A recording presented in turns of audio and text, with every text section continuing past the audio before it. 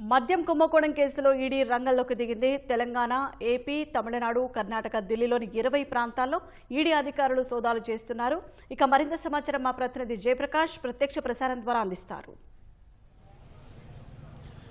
మద్యం కుంభకోణం కేసులో ఈడీ రంగంలోకి దిగింది. మరోసారి ముందడుగు వేస్తోంది. ఒకసారి కేసులో నమోదు చేసిన దీనిపైన కేసు నమోదు చేసిన తరువాత రాజ్ కసిరెడ్డిని విచారించినటువంటి ఈడీ అధికారులు ఇప్పటివరకు స్తబ్దతగా ఉన్నారు. మొత్తం ఈ కేసును అంతా పరిశీలిస్తూ ఉన్నారు. అయితే తాజాగా సిట్ అధికారులు ఛార్జ్షీట్ దాఖలు చేయటం, అందులో కొన్ని వివరాలు పొందుపరచడంతో ఈడీ అధికారులు ఏకకాలంలో దేశవ్యాప్తంగా 5 రాష్ట్రాల్లో 20 ప్రాంతాల్లో ఏకకాలంలో దాడులు నిర్వహిస్తూ ఉన్నారు. ఈరోజు ఉదయం నుంచి దాడులు కొనసాగుతున్నట్టు మనకి సమాచారం తెలుస్తుంది. మొత్తం ఇప్పటి వరకు తెలంగాణ, ఏపీ, తమిళనాడు, కర్ణాటక, ఢిల్లీలో ఈడీ తనిఖీలు చేస్తున్నట్టు తెలుస్తుంది. ఇందులో వ్యక్తులు అదేవిధంగా కొన్ని కంపెనీల్లో తనిఖీలు చేస్తూ ఉన్నారు. వీటిల్లో కొన్ని నిందితులకు సంబంధించినటువంటివి బోగస్ కంపెనీలు కూడా ఉన్నాయనేది మనకి సమాచారం తెలుస్తుంది. ఇటీవల సిట్ అధికారులు జరిపినటువంటి తనిఖీలు మనం చూసాము.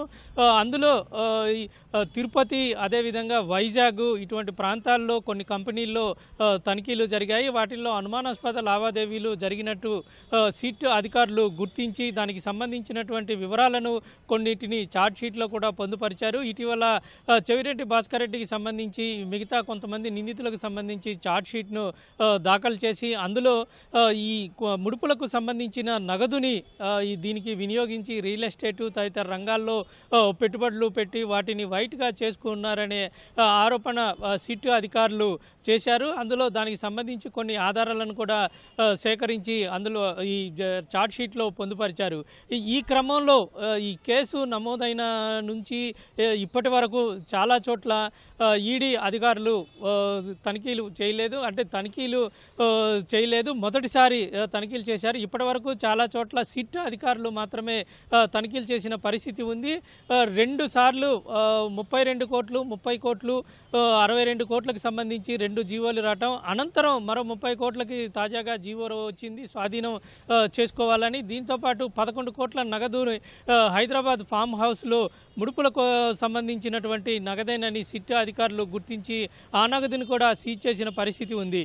ఇదే విధంగా ఇటీవల తిరుపతిలో అదేవిధంగా వైజాగ్లో కూడా తనిఖీలు చేసి కొన్ని కంపెనీలని గుర్తించారు. మరోవైపు రాజ్ కసిరెడ్డికి సంబంధించి వాళ్ళ కార్యాలయాల్లో, అదేవిధంగా గోవిందప్ప బాలాజీకి సంబంధించిన కార్యాలయాల్లో తనిఖీలు చేసి కొన్ని డాక్యుమెంట్లని స్వాధీనం చేసుకున్న పరిస్థితి ఉంది. దాంట్లో కొన్ని లావాదేవీలు గుర్తించిన పరిస్థితి ఉంది. అయితే ఈడీ అధికారులు ఇటు సిట్ కేసు నమోదు చేసిన తర్వాత ఆ వివరాలు సేకరించి ఇందులో 3,500 కోట్ల రూపాయల మేర ముడుపులు అందాయి, అక్రమంగా లావాదేవీలు జరిగాయి, బోగస్ కంపెనీలు హవాలా మార్గంలో అంతిమ లబ్ధిదారుడికి చేరాయి అనేటువంటి సిట్ ప్రాథమిక సమాచారం మేరకు వాళ్ళ నుంచి వివరాలు తీసుకున్నటువంటి ఈడీ అధికారులు దీనిపైన కేసు నమోదు చేశారు. కేసు నమోదు చేసిన అనంతరం వాళ్ళు కూడా ఒక రకంగా దర్యాప్తు చేస్తూ ఉంటారు. అయితే సిట్ అధికారులు ఇటు క్రిమినల్ యాంగిల్లో కూడా దర్యాప్తు చేస్తూ ఎటువంటి నేరానికి పాల్పడ్డారు, ఎవరెవరు పాల్పడ్డారు అనే విషయాలని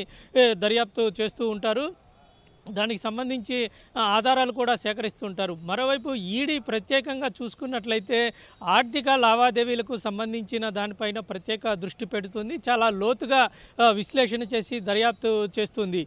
ఇప్పటి వరకు ఇటు సిట్ తీసుకున్నటువంటి అంశాలు, అదేవిధంగా అందులో ఎంత నగదు ఎక్కడెక్కడకు చేరాయి, అదేవిధంగా ఏ విధంగా చేరాయి, ఎన్ని బోగస్ కంపెనీలని గుర్తించారు, ఎన్ని బినామీ పేర్లని గుర్తించారు, అనుమానాస్పద లావాదేవీలను గుర్తించారు, ఎంత నగదు చేరింది అనేటువంటి విషయాలన్నింటినీ ఇటు సిట్ అధికారుల నుంచి ఈడీ తీసుకొని ప్రస్తుతం ఈడీ రంగంలోకి దిగి విచారణ జరుపుతుంది. అయితే అది ఎంత మేర జరుగుతుంది అనేటువంటిది ఇంకా చూడాల్సి ఉంది. ఈరోజు ఏకకాలంలో 20 చోట్ల చేయటం అనేటువంటిది చాలా కీలక పరిణామంగా మనం చెప్పుకోవచ్చు.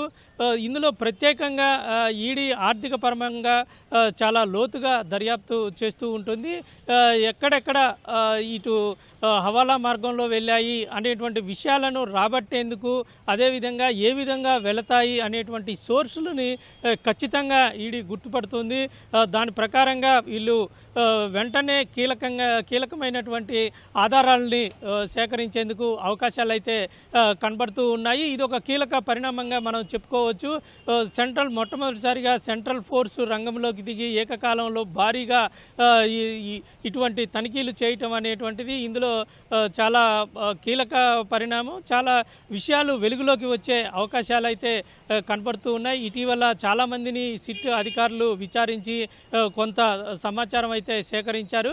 మరోవైపు ఈ సమాచారాన్ని సేకరించి ఎప్పటికప్పుడు ఈడీ అధికారులు సిట్ నుంచి ఆర్థికపరమైనటువంటి లావాదేవీలు ఎక్కడెక్కడ జరిగాయి, అదేవిధంగా వీటికి సంబంధించి నిందితులకు సంబంధించిన ఆస్తులు ఎక్కడెక్కడ ఉన్నాయి, అవి ఏ విధంగా వాళ్ళకు వచ్చాయి అనేటువంటి వివరాలన్నింటినీ మరోవైపు ఈడీ కూడా ఆరా తీస్తూ వస్తూనే ఉంది. ఒక్కసారి ఇటువంటి సంస్థల్లో కనుక కేసు నమోదైతే ఆ తర్వాత వాళ్ళు చాలా చాప కింద నీరులాగా చాలా క్షుణ్ణంగా పరిశీలిస్తూ ఉంటారు.